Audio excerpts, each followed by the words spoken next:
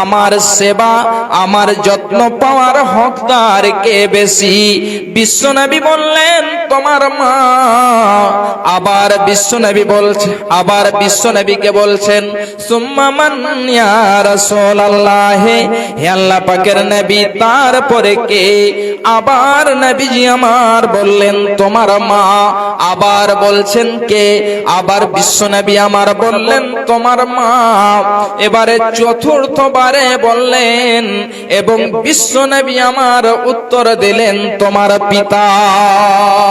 তাহলে বলুন যে মায়ের কতটা সম্মান রয়েছে, ইসলাম মায়ের কতটা মর্যাদা দিয়েছে, মায়ের কতটা সম্মান দিয়েছে। এক এক করে যদি হাদিস বলতে থাকা যায় তাহলে রাত্রি শেষ হয়ে যাবে, কিন্তু হাদিস শেষ হবে না। এতগুলো মায়ের মর্যাদার সম্পর্কে হাদিস রয়েছে। তাহলে ভাইজান আমার মা আমার বোনেরা, ইসলাম এতটা মর্যাদা দিয়েছে, এগুলো আমাদেরকে শিক্ষা নিতে হবে এবং মায়ের বোনের ঠিক অতটাই মর্যাদা দিতে হবে। ভাইজান বাপজান আমার, এই মা আজকে এমন যেন হয়ে যায় যে মা আপনাকে 10 দিন যেন 10 মাস 10 দিন পেটে ধারণ করেছে, প্রসব যন্ত্রণা সহ্য করেছে, ওই মাকে আজকে অনেকজনেই যেন গালি দিয়ে থাকে, অনেকজনেই কষ্ট দিয়ে থাকে। কিন্তু সেই মা সন্তানের প্রতি এত ভালোবাসা, যদি সন্তান কে কোনো আঘাত লেগে যায় তাহলে ওই মা মনে করে আমারই আঘাত হয়েছে। মা এত সন্তানকে ভালোবাসে এবং এমনি করে তাদেরকে লালন পালন করে। মাগো কেঞ্জি বান্ধাছ এই ডরে মায়াতে ভুলিয়া রে, তুই মা জননী হীরার খনির চেয়েও অমূল্য ধন জানি, তুই মা জননী হীরার খনির চেয়েও অমূল্য ধন জানি।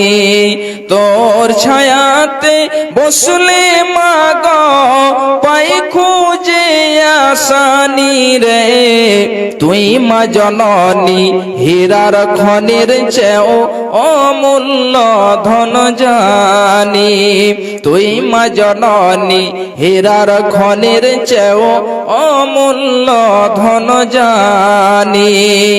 এ পারেও শান্তি মা গো, ও পারে ও মুক্তি, ও মা মুক্তি সকল ব্যথা ভোলায় রে মা, তোর মুখে রই না বাণী রে, তুই মা জননী হীরার খনির চেয়েও অমূল্য ধন জানি, তুই মা জননী হীরার খনির চেয়েও অমূল্য ধন জানি।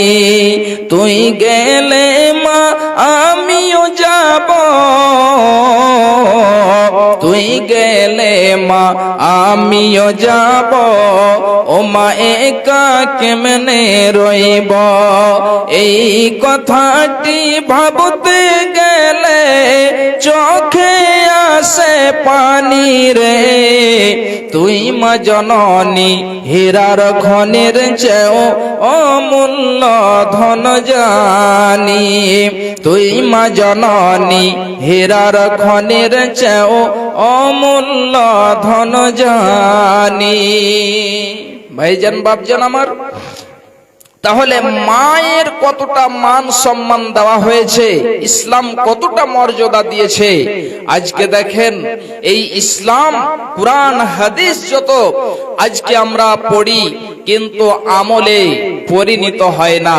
ভাইজান বাপজান আমার, তারপরেও ইসলামের মধ্যে দেখেন, মুসলমানদের মধ্যে দেখেন মা বাবা কতজন বৃদ্ধ বৃদ্ধাশ্রমে রয়েছে। যত অমুসলিমের মধ্যে আপনি দেখতে পাবেন বেশিরভাগই তাদের মধ্যে রয়েছে। আল্লাহ রাব্বুল আলামিন যেন আমাদেরকে মা এবং পিতা, মাতা পিতাকে শ্রদ্ধা করা এবং তাদের সেবা যত্ন করার তৌফিক দেন। সকলে বলুন আল্লাহুম্মা আমিন।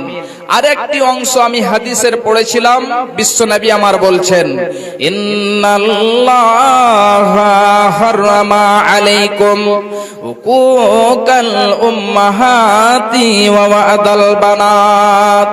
অবশ্যই আল্লাহ রাব্বুল আলামিন মাতা পিতার অসম্মানী করা হারাম করে দিয়েছেন।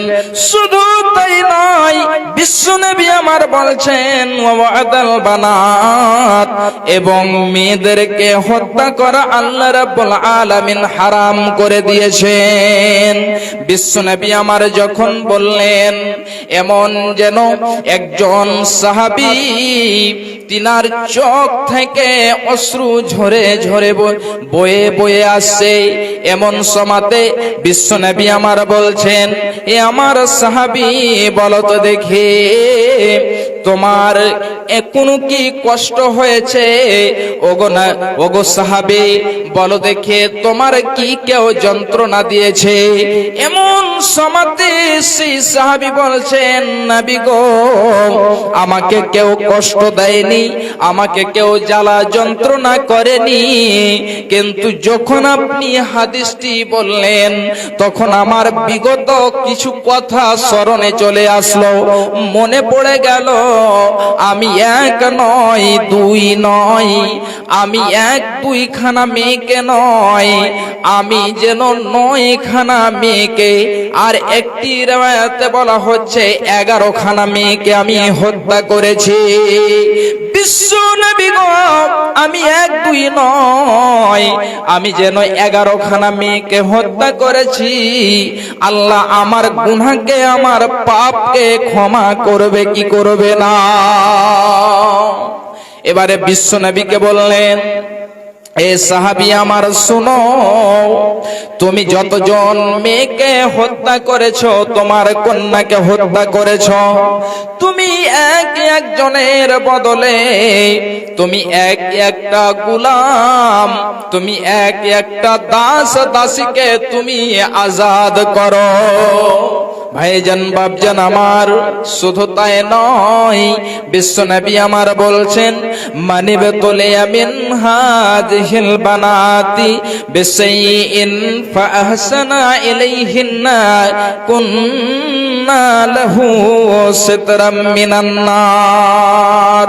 বিশ্বনবী বলছেন, যদি তোমাদের মধ্যে কাউকে মেয়ে দিয়ে পরীক্ষা করা হয়, যদি তোমাদের মধ্যে কাউকে কন্যা দিয়ে পরীক্ষা করা হয়, এবং সেই ব্যক্তি যদি তার মেয়েদের সাথে ভালো ব্যবহার করে, তাহলে বিশ্বনবী আমার বলছেন যে ওই মেয়েরা কাল কিয়ামতের মাঠে জাহান্নামের আড় হয়ে দাঁড়াবে।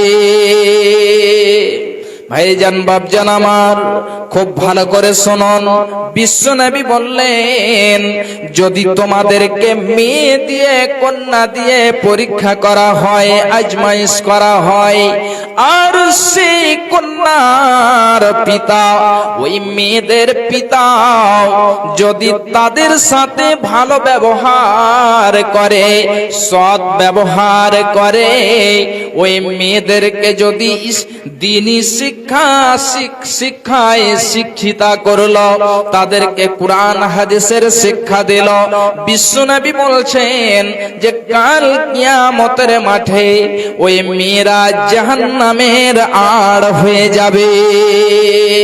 এ আমার ভাইয়েরা, আমার মা, আমার বোনেরা, এই কথাটা যেন বলা হয়নি। যদি তোমাদের মধ্যে কাউকে ছেলে দিয়ে পরীক্ষা করা হয়, তোমাদের মধ্যে যদি 4-5খানা শুধু ছেলে হয়, অনেক জনের এমন হয়ে থাকে শুধু ছেলে, ওই ছেলে দিয়ে যদি তাদেরকে পরীক্ষা করা হয়, বিশ্বনবী আমার এটা বলেননি যে তার যেন পিতার জন্য কাল কিয়ামতের মাঠে জাহান্নামের আড় হয়ে যাবে। এটা হবে না। ভাইজান বাপজান আমার, হে আমার মায়েরা, খুব ভালো করে শুনুন, বিশ্বনবী আমার আরো বলছেন, মান আলা জারিয়াতাইনি দাখালতু আনা ওয়া হুয়াল জান্নাতা কাহাতাইনি। লাইটের কানেকশন কি হলো? লাইটের কানেকশনটা দেন। আচ্ছা জি ভাইজান আমার, বিশ্ব নবী আমার বললেন যে তোমাদের যদি মেয়ে দিয়ে পরীক্ষা করা হয়, বিশ্ব নবী বলছেন যে আমি এবং সেই মেয়ের পিতা একই সঙ্গে জান্নাতে প্রবেশ করব। আরো একটি হাদিসে বলছেন, যদি তোমাদের দুইখানা মেয়ে থাকে আর তাদের সাথে যদি ভালো ব্যবহার করো,